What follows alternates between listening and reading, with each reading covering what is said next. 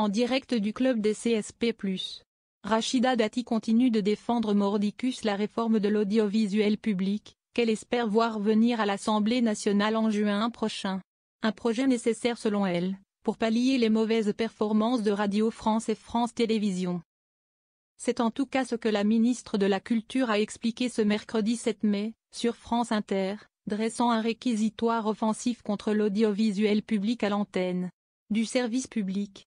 De quoi provoquer des échanges parfois tendus avec les deux matinaliers, Léa Salamé et Nicolas Demorand, figure de proue de la Station Rouge. La détermination du président de la République et du Premier ministre sont intactes, a ainsi déclaré Rachida Dati, assurant qu'elle ne renoncerait sûrement pas à son texte polémique. Une façon, pour elle, de répondre notamment aux enjeux de rajeunissement des audiences. De plus en plus de groupes privés se constituent, se structurent et qui peuvent être des enjeux d'influence. Il est donc important que l'audiovisuel public soit préservé et protégé, a-t-elle ainsi plaidé, avant de se faire plus acerbe dans ses arguments.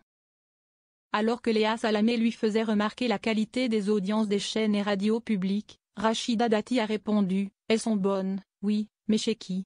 Vous avez les détails? Plus les jeunes, plus les classes populaires. Ça devient un club, les CSP+, et plus âgés. C'est une réalité, c'est comme ça, a-t-elle tonné.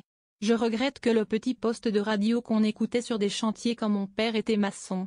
Le maçon aujourd'hui n'écoute peut-être pas France Inter, et je le regrette, a-t-elle ajouté. En ce sens, sa réforme doit permettre, espère-t-elle, des médias moins élitistes. L'audiovisuel public pour moi doit s'adresser à tout le monde et sur tout le territoire, a-t-elle enfoncé.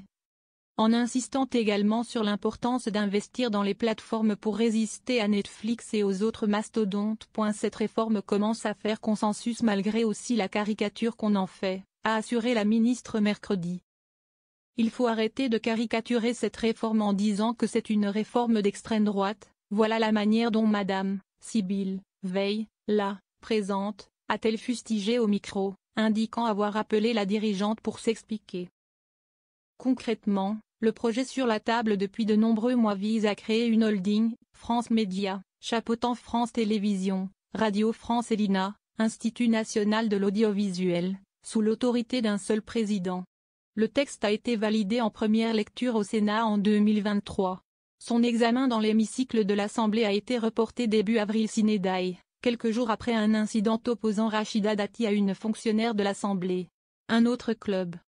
Et alors que Rachida Dati évoquait le mois de juin pour le retour du texte dans l'hémicycle, la porte-parole du gouvernement a quelque peu douché ses ardeurs à l'issue du Conseil des ministres. Nous verrons si la réalité du calendrier parlementaire le permet. Je comprends que la ministre soit très allante pour aller au bout de sa réforme, mais le calendrier sera déterminé dans les semaines qui viennent, a déclaré Sophie Primas. Quand ça veut pas, ça veut pas. La ministre de la Culture ne s'est pas arrêtée là. Fustigeant à plusieurs reprises les mauvais scores du service public chez les jeunes et les classes populaires, malgré les dénégations des deux journalistes en studio, Rachida Dati a également visé nommément la PDG de Radio France, Sibylle Veil.